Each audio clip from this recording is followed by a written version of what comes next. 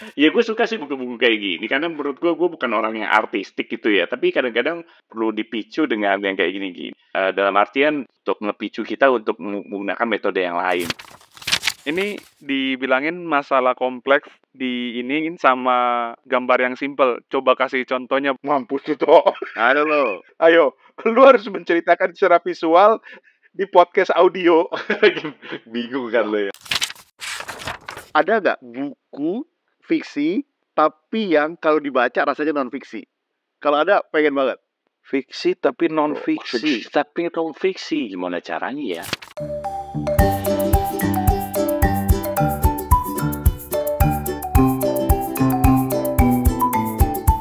Teman-teman, Assalamualaikum. Kita ketemu lagi di kepobuku.com dan episode kali ini masih merupakan kelanjutan dari 2 episode sebelumnya di mana kita menghadirkan Mas Budi Kristanda.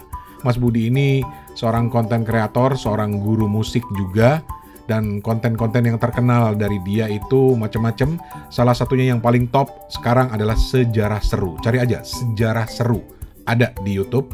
Dan juga ada cerita Rasul dan juga ada kisah-kisah lainnya yang wah benar-benar nih peternak konten banget sih, peternak podcast banget. Tapi oke, kita nggak akan ngomongin soal podcast, kita akan ngomongin soal buku. Dan kali ini giliran Mas Toto sama gua yang akan berbagi buku yang kita pegang masing-masing. Mau tahu apa buku pilihannya Mas Budi? 2 episode sebelumnya kalian dengarkan, kalian akan tahu bukunya di situ. Cuma dengarkan dengan resiko sendiri. Karena buku pilihan Mas Budi ternyata cukup mengerikan. Alah.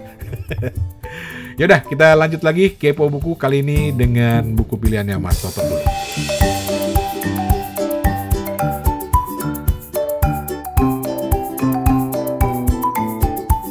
Bang Toto lagi baca apa Bang Toto? Yang lagi dalam proses juga boleh Bang Toto, nggak mesti yang udah selesai Bang Toto, karena kita tahu Bang Toto sibuk banget sekarang soalnya dia bolak-balik ke luar Singapura terus. Gila, diajakin rekaman mulu gimana nggak sibuk? Gimana? Tadi gue tertarik deh sama buku lu tadi yang lu cerita. Ya, Dan Rome ya. Bener gak sih namanya? Gue itu kadang-kadang kalau mau nama pengarang suka ini deh, suka salah nyebut deh, takutnya salah pronunciation.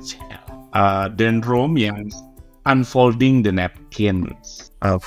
Unfolding. Ya, ayo ketik. Ayo semua. Ayo bertiga ngetik. Ayo. Gue kan serigala, lu kan ketik. Oke. Unfolding the Napkin, the hands-on method for solving complex problem with simple pictures. Budi ini mau udah bukunya. Oh, Budi yang suka gambar-gambar ya? Apa nih buku? Enggak, maksudnya Budi ini suka nih buku-buku kayak begini nih. Gue lagi lihat nih, nih. Oke, cerita dong. Oke, Bang Toto, ceritain. Gue belum selesai baca sih, tapi ini sebenarnya kelanjutannya bukunya dia. Jadi ini hands on ya sebenarnya kalau dia klaimnya sebegitu. Gue belum selesai baca. Jadi kalau lo baca yang pertama, yang apa ya, Back of Napkins kan. Back of Napkins itu pada dasarnya gini loh. Kalau lo tuh untuk apa ya, untuk diskusi, untuk mempunyai ide segala macam gitu ya, itu paling gampang tuh menggunakan metode visual gitu. Nah, visualnya caranya adalah ya digambar gitu. Dia ngatakin sebegitu secara garis besar ya. Makanya kan banyak buku-buku yang berhubungan juga tuh kayak visual thinking, kayak visual working, yang lu bahkan diajari cara gambarnya gitu loh. Jadi kalau misalnya kalau di bisnis gitu ya, kalau di meeting atau di design thinking atau lagi ada di workshop, lo kan suka tuh kadang-kadang kita pakai bermacam-macam metode tuh kan, kayak pakai yang namanya sticky notes lah segala macam gitu kan. Nah itu salah satunya begitu. Gimana? Lu nggak harus jadi penggambar sih kata dia. Nggak harus jadi penggambar tuh apa pula? Nggak usah jadi pelukis gitu. Tapi lu minimal bisa menggambarkan, memvisualisasikan apa yang ada dalam pikiran lu dalam bentuk gambar, dalam bentuk visual. Misalnya kalau lu gambar orang, nggak harus gambar orang, tapi lu gambar kerangka orang yang bisa mencerminkan apa yang ada dalam pikiran. Salah satunya itu. Nah, dia tuh sebenarnya belajar dia bukunya ya. Yang itu gue nggak tahu apakah ini buku setelah bla bla blanya dia atau enggak. Gue juga baca yang itu waktu itu.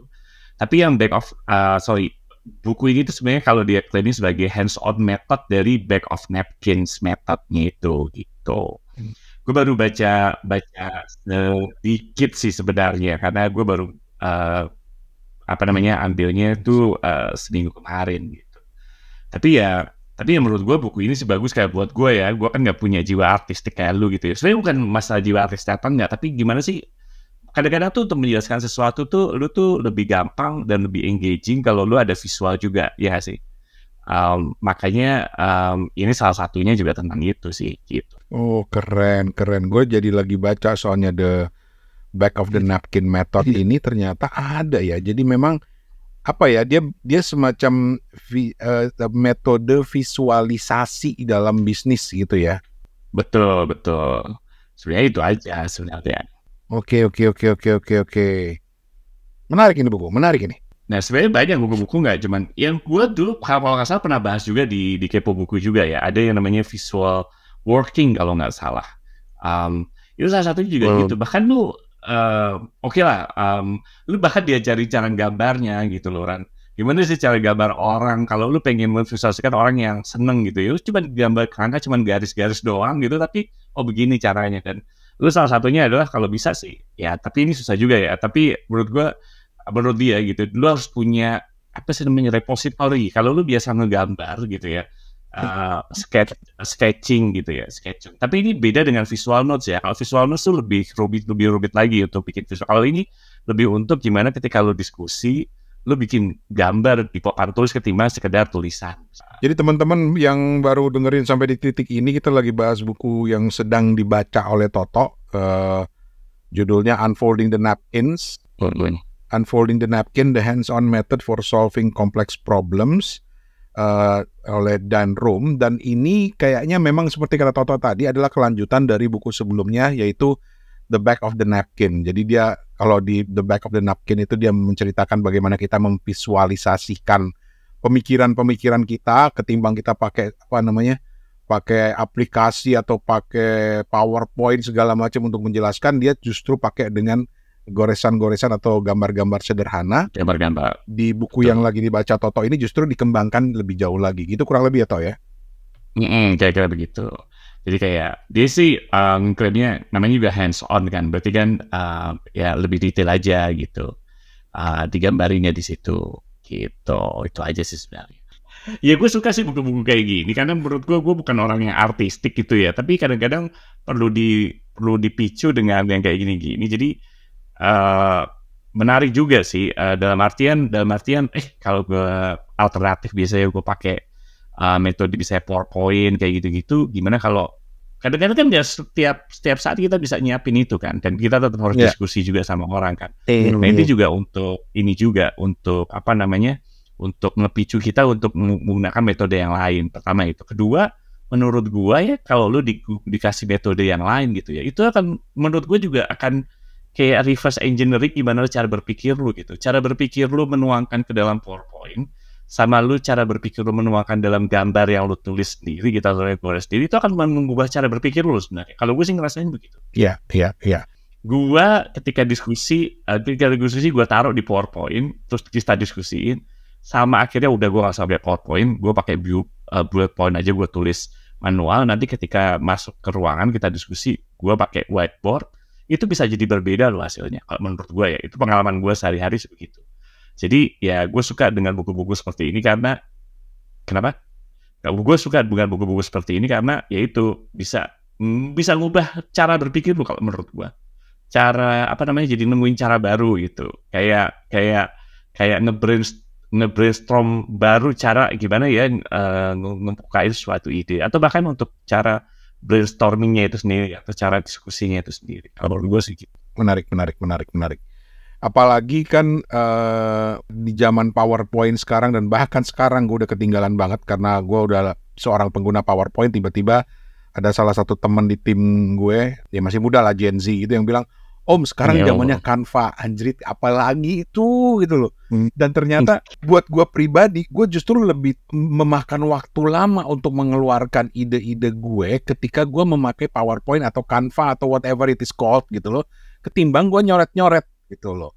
Jadi wah menarik nih buku ini nih. Menarik banget. Tapi sekarang kan sebenarnya kalau lu suka nulis-nulis kayak gitu kan, sebenarnya enak tuh sekarang. Kalau misalnya dulu kita suka pikir kalau misalnya sekarang online meeting gitu ya susah ya kalau nggak pakai PowerPoint ya. Tapi kan dengan teknologi sekarang justru lu ada whiteboard di Microsoft Teams misalnya atau Zoom gitu kan. Justru lu enak kalau menurut gua lebih enak kalau lu gambar-gambar. Menurut gua ya. Makanya gue jadi inget sama Pak Budi, bukan Budi lo ya Bud ya. Kita udah menyebut 3 Budi di sini nih. Gue dulu punya guru biologi namanya Pak Budi di SMA, di tempat les belajar gue, dan dia itu zaman dulu itu kan kita belum ada proyektor ya, kita pakai OHP. Lu ingat nggak tau OHP toh? Iya OHP, iya proyektor sih tapi OHP, ya, pakai lembar bening. Ya ingat. Tahu Pak, gua ada juga betul. Oh, lu ingat Bud? Lu tua juga berarti Bud? Ada dong, itu kan dicoret-coret di kertas bening, terus kita masukin di situ kan, nanti dia tampilin di itu. Nah, dia itu justru lebih artikulatif dan lebih menarik menjelaskan pelajaran biologinya itu ketika dia mencoret-coret langsung di situ gitu loh. Dan wah ini menarik gitu loh. Ini sebuah menarik, dan gue banyak belajar tentang doodling dan sketching itu justru dari gaya-gayanya si Pak Budi yang satu ini. Gitu. Tapi pertanyaan gue tadi ke masing-masing, kalian itu tipe yang visual atau lebih enak ngobrol gitu loh? Visual tentunya ngobrol. Kan ada orang yang harus dibantu dengan coretan-coretan gambar, ada yang bisa menceritakan langsung. Lebih enak nggak kerja sih, gue lebih enak liburan kalau gue sih sebenarnya. Bener kan? Mas Toto boleh jump in ya. Ini dibilangin masalah kompleks diiniin sama gambar yang simple. Coba kasih contohnya boleh ya? Mampus tuh toh. Ada lo. Ayo, lu harus menceritakan secara visual di podcast audio. Bingung kan lo ya? Maksudnya masalah kompleks seperti apa gitu ya? Ya, masalah-masalah kompleks, apakah masalah-masalah kompleks matematis atau manajemen atau apa gitu lo tau. Terus gambar simpelnya tuh yang kayak gimana? Kemarin tuh gambarnya sebenarnya kalau lu punya milestone, lu ingin achieve satu KPI misalnya kayak gitu kan di tahun sekian, lu kan susah tuh bikin, lu bisa bikin tabel gitu di PowerPoint, terus lu achieve sekian. Nah, tapi lu nggak punya engagement yang enak gitu, Fen. Nah, lu boleh di buku ini gitu ya, lu bisa misalnya gambar grafik ke atas, tapi grafik apa sih yang nggak engaging kan? Nah, mendingan grafiknya lu bikin pakai tangan gitu ya. Terus ada milestone di dalam gitu, misalnya grafiknya ke atas gitu, misalnya anggaplah revenue gitu ya. Nah, di ujung-ujung revenue itu lu tulisin lu bikin kerangka orang gitu ya, itu gambarnya orang happy gitu loh, misalnya kayak gitu. Nah itu udah bikin bahwa itu target yang pengen kita achieve misalnya kayak gitu di sana, dan itu menggambarkan bahwa lu seneng kalau gambarin itu udah itu mungkin yang paling sederhana yang bisa lo bikin gitu misalnya kayak gitu kan. Itu udah karena gambar itu kan berbicara apa kan Picture means 1,000 words. Kayak gitu. Nah kayak gitu. Nah makanya itu dengan konsep yang sama juga, kayak gitu. Ya emang kalau kompleks apa dulu ya masalahnya ya. Tapi menurut gua gampangannya sih gitu. Pengen tanya juga ke Bang Toto. Bang Toto di buku itu tuh dia ada shortcut. Maksudnya gini, dia ngasih tahu kalau lu gambar grafik nih, ini menarik nih. Dia kasih shortcut atau dia hanya ngasih kerangka berpikir aja.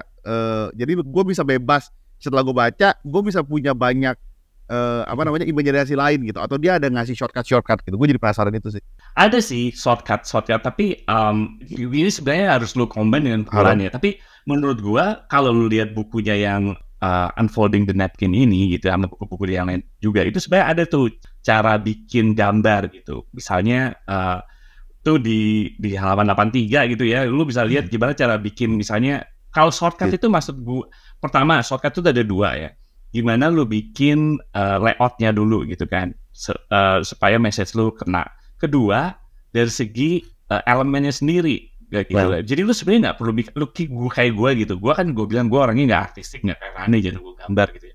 Nah gue ketika nggambarin orang mukanya seharusnya bisa gembira gimana, ketika gue bikin arrow yang enak tuh sebenarnya gimana gitu.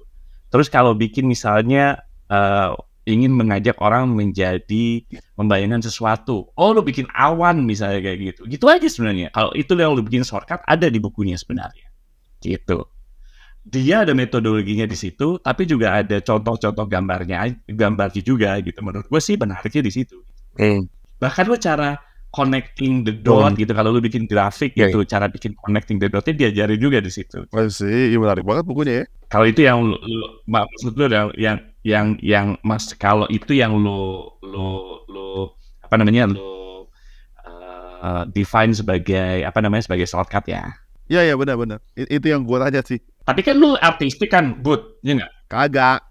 Justru kagak. Jadi gue kalau Terus dia artistik gak, Bud? Bisa gambar nggak lu? enggak, gue suka gambar, gue nyoret-nyoret. Tapi gambar gue jelek. Jadi setelah gue gambar, gue suka terus gue robek lagi karena gue nggak suka yang gue gambar gitu. Jadi pada waktu gue kuliah, gue lebih suka fotokopi catatannya bini gue, Mandy kan bagus catatannya tuh warna-warni, gambar-gambar bagus style. Karena gue suka sebenarnya nulis tapi jelek. Jadi gue gak pernah baca tulisan gue sendiri. Itu bukan karena lu nggak artistik, emang lu males aja namanya fotokopian.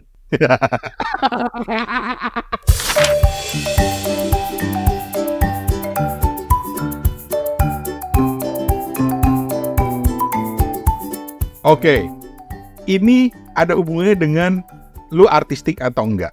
Ini buku gue Kak sekarang gilirannya. Bukan buku gue lagi sebenarnya, dipinjemin nih sama temen. Tapi belum gue balik-balikin sampai sekarang udah berapa? Udah hampir sebulan. Jadi ini buku tentang menggambar. Ini. Gitu. Dan selama ini kan kita, nah seperti kata Budi tadi kan, Budi itu kan kadang-kadang dia tidak percaya diri dengan coretan tangannya gitu, jelek nih segala macam. Padahal sebenarnya itu hanya masalah persepsi. Jadi bahwa sebetulnya kalau cuma sekedar coret-coretan itu, setiap orang itu punya nilai seni, setiap orang itu punya style sendiri yang sebenarnya belum tentu kalau lu lihat sendiri jadi kelihatannya jelek, padahal orang lain melihatnya sebagai sebuah seni. Tapi ini ada satu buku dari seorang seniman Jepang namanya Kimiko Sekimoto. Ini udah diterjemahkan ke dalam bahasa Inggris, diterbitkan oleh Turtle Publishing. Judulnya itu Sketch Your World, A Guide to Sketch Journaling. Makanya gue lagi suka bikin jurnal dengan gambar gara-gara bukunya si Sekimoto Sensei ini. Jadi yang menarik adalah karena di buku ini dia sebenarnya ngajarin lo untuk doodling, untuk gambar ketika lo sedang membuat jurnal. Jadi bukan hanya tulisan tapi juga gambar. Tapi yang gue suka adalah, dan gue yakin teman-teman yang nggak suka gambar juga akan suka ini, karena di Sydney lo diajarin caranya gitu loh. Keren banget ya. Dia punya lebih dari 500-an ilustrasi yang benar-benar step by step. Nih, buat penggemar step by step, lu beli buku ini beneran. Jadi kalau kayak gambar botol tuh harus mulainya dari gambar apa, lingkarannya gimana, lu ikutin aja. Dan itu yang gue lakukan selama ini. Jadi hampir sebulan ini, bener-bener setiap tahap itu, jadi gue selalu naruh di meja gue itu ada gambar. Gue beli kertas A3 banyak gitu ya.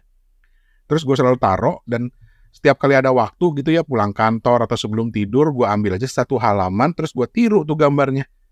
Sampai dia bagus. Oh iya ya, ternyata kelihatannya aja jelek. Tapi setelah gue lihat ya nggak beda jauh sama gambar si Sekimoto Sensei, dan ternyata menarik juga gitu. Jadi benar-benar step by step untuk menggambar, dan ada lebih dari 500 ilustrasi yang bisa langsung ditiru. Dan ya Toto nih terutama yang merasa tidak bisa menggambar, harusnya lu bisa meniru ini dan bagus banget. Jadi sekali lagi judulnya adalah Sketch Your World, A Guide to Sketch Journaling oleh Kimiko Sekimoto. Penerbitnya adalah Turtle Publishing. Gue nemu beberapa buku ini di di kayak Tokopedia, Shopee, itu apa namanya? Ya itulah pokoknya. Apa? Lazada. Terus di beberapa toko buku termasuk juga di Periplus juga masih ada nih buku ini. Gitu. Highly recommended. Jadi ini menutup obrolan yang yang tadi agak-agak mengerikan dari bukunya Budi. Yang lebih berbahaya ya bukunya dia. Gitu. Dan sekarang yang lebih berbahaya, terus kita tutup dengan sebuah buku yang ringan, tapi ini semuanya adalah rekomendasi-rekomendasi yang mungkin bisa teman-teman pakai gitu. Tapi sebelum kita akhiri, kita mau oper lagi ke tamu kita kali ini nih, Mas Budi. Gimana Mas Budi, ada rencana membaca buku apa lagi Mas Budi untuk kedepannya, atau minta rekomendasi dari Mas Toto, Mas Steven? Mumpung di sini ada juragan Satria Buku, kalau perlu rekomendasi. Oh iya, pengen tahu ada nggak buku fiksi tapi yang kalau dibaca rasanya non fiksi? Kalau teman-teman tahu, karena suka, ada nggak buku yang ini fiksi nih, tapi kalau dibaca rasanya kok real banget kayak non fiksi gitu? Kalau ada, pengen banget. Fiksi tapi non fiksi. Tapi non fiksi gimana caranya ya? Dunia Sofi bukannya Bang Rani ya? Dunia Sofi boleh tuh, Dunia Sofi itu kan sebenarnya lu belajar tentang filsafat kan. Oh, I see. Ih, menarik banget. Buku apa nih? Jadi dunia Sofi itu sebenarnya memperkenalkan lu pada dunia filsafat tapi dengan cerita. Ah, kayaknya menarik nih. Kalau mau yang sedikit lebih nyastra, lu beli bukunya, dan ini Indonesia banget. Kalau itu dunia Sofi itu kan dia bukan dari bahasa Inggris aslinya kan, Van ya? Dari Norway ya, Norway. Norwegia, iya Norway. Tapi kalau mau yang asli Indonesia, mirip-mirip dengan dunia Sofi menurut gua, lu cari bukunya Remi Silado, judulnya Perempuan Bernama Arjuna. Oke. Bahkan di halaman depannya aja dia bilang filsafat dalam fiksi. Anjir, gua lihat nih. Gua berat banget, anjir. Toto juga pasti tertarik nih, Remi Silado nih. Karena apa? Pendekatannya sastra. Gayanya Remi Silado itu kan nyastra banget gitu loh ceritanya gitu loh. Jadi ini menarik nih. Perempuan Bernama Arjuna, filsafat dalam fiksi oleh Remi Silado. Bahkan di depannya aja dia tulis bukan bacaan ringan. Berapa halaman nih Bang Rane? Cuma 270-an, Von. Yang buku Sofi gue liat halamannya 800. Kagak kira-kira nih buku. Iya, dunia Sofi. Sebenarnya lu bisa baca versi buku novel grafisnya. Diterbitkan oleh Mizan. Judulnya Dunia Sofi, novel grafis filsafat dari Socrates hingga Galileo. Sorry Bang, apa dunia Sofi terus grafis apa? Novel grafis filsafat. Jadi ada 2 jilid diterbitkan oleh Mizan baru-baru ini, dan ini menarik karena sebenarnya dunia Sofi dia bikin dalam versi novel grafis.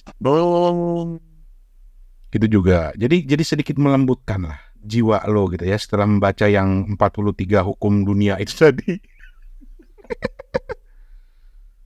Ini dalamnya bergambar. Ih, gokil banget. Komik, novel grafis, komik. Gue lagi lihat nih. Iya, I see. Dan ini menarik gitu loh, karena lu diperkenalkan. Karena gini, ada kan orang yang tidak sanggup kayak Budi kan udah merasa intimidated aja kan melihat betapa tebalnya dunia Sofi kan gitu kan. Iya. Dunia Sofi begitu, sementara 48 hukum alam dia baca. Kan pendek-pendek banget ini, uset, nomor salaman uset. Loh, dunia Sofi itu ada komiknya juga loh. Dunia Sofi ada komiknya juga loh. Iya, makanya tadi gue bilang novel grafisnya ada. Ini gue lagi lihat, ini menarik banget. Lebih murah daripada aslinya lagi harganya. Sapiens juga ada, Sapiens. Iya, Sapiens itu juga buku epic tuh. Tapi sebenarnya ya ini menjawab pertanyaan Budi satu lagi tadi, ini rekomendasi kan tadi udah dikasih sama Steven, kasih sama gue, tapi gue ada satu lagi. Lu kan nyari buku yang fiksi tapi kayak nggak fiksi gitu kan ya, Bud ya? Betul. Jadi buku yang fiksi tapi kayaknya nggak fiksi gitu. Coba lu baca Laut Bercerita. Laut Bercerita? Buku siapa nih? Waduh, gue sering lihat nih story lu nih. Siapa nih? Kita kurang ajar. Siapa nih? Itu perlu Balela. Loh, tapi serius loh. Ketika Budi tadi bilang dia pengen baca buku fiksi tapi yang nggak fiksi gitu loh. Yang kerasanya nggak fiksi. Ya lu baca buku Laut Bercerita. Jadi bukunya Balela itu. Balela Kudori. Buku yang berkisah tentang kasus penghilangan paksa di tahun 98 tapi fiksi. Oke. Cuma dilatari oleh kisah nyata. Tuh, menarik. Ada lagi, Steven? Ada lagi rekomendasi buat Mas Budi? Kayaknya itu aja ya. Kita kayaknya perlu jejelin Budi lebih banyak buku nih. Iya, perasaan di Instagram dia tuh kayaknya buku mulu, Bud. Masa dijejelin lagi? Gimana sih? Iya, bukunya non fiksi kan. Enggak, karena isi bukunya terlalu jahat-jahat nih di tempat gue. Gue butuh yang lebih netral aja. Bukunya jahat-jahat tuh. Kacau banget. Tapi secara tidak langsung lu sudah membuka diri, jadi gue harus hati-hati sekarang. Mulai sekarang gue harus hati-hati ngomong sama lu. Lu harus baca buku itu, Bang. Lu akan nggak mau telepon gue nanti. Gue nggak mau. Ntar gue berubah jadi kayak lu gitu. Pokoknya begitu Budi udah mulai telepon gue atau WhatsApp gue udah harus bilang ini hukum yang keberapa nih, hati-hati nih. Begitu dia ngomong udah baik-baik, ini hukum kelima nih kayaknya nih. Dia ada yang gak beres nih, Gitu. Ada yang gak beres nih, salah deh. Sementara Steven diam-diam langsung beli bukunya. Steven jadi berubah. Oke lah kalau begitu. Toto, ada rekomendasi atau apa lagi sebelum kita pamit? Rekomendasi apa ya? Ya banyak-banyaklah membaca buku ya. Apa sih? Enggak ini banget ya, enggak berwawasan lingkungan banget ya. Apa?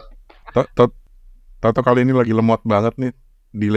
Delaynya jauh banget. Iya benar nih lagi lemot. Delaynya jauh banget. Betul. Pokoknya gitu deh. Oke, kalau begitu. Steven? Rekomendasinya seru-seru hari ini.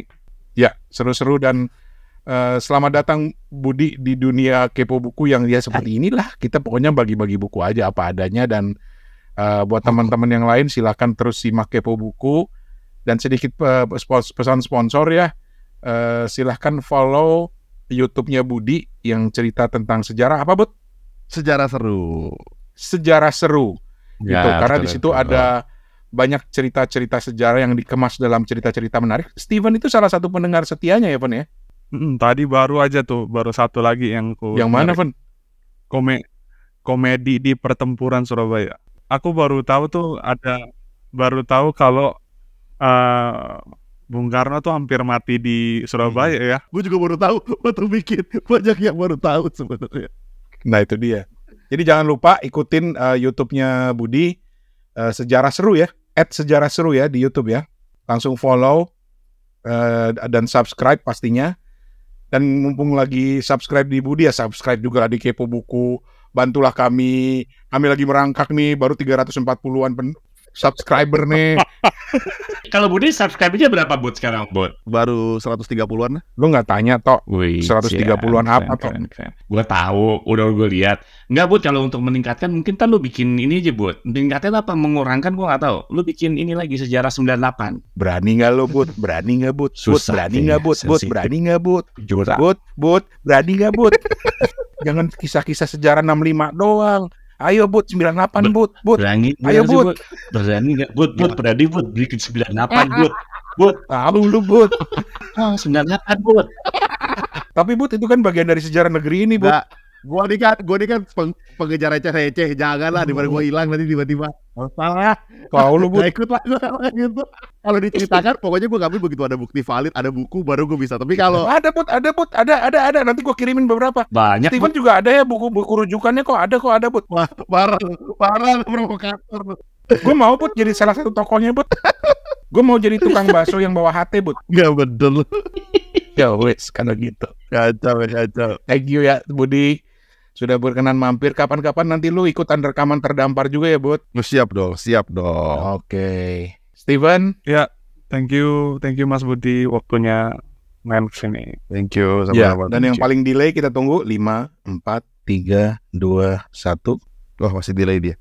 Thank you Bud. Kalau Mas Budi tuh baca buku-buku biografi juga bahasa Inggris. Kayak Oppenheimer yang terakhir. Baca tapi cuman satu dan itu gue suka banget. Steve Jobs punya. Itu sih. Baru itu kan tebel banget tuh. Jadi lama banget kan, hampir 4 bulan kali gue. Lama banget tuh. Steve Jobs, buku biografi yang bikin gue 2 minggu kagak baca apapun kecuali itu. Gila lu 2 minggu bang, itu kan tebel banget. Tebel, 2 minggu Iya. habis tuh sama gue. Tapi ya gue gak baca yang lain dan gue gak ngapa-ngapain. Baca doang kan. Ya gila tuh buku. Baca doang, kerja, di sela-sela kerja, baca, nggak mandi, nggak kerja, segala macem. Ya wes, thank you, terima kasih banyak ya, Bud, Steven, Toto, thank you. Thank you teman-teman.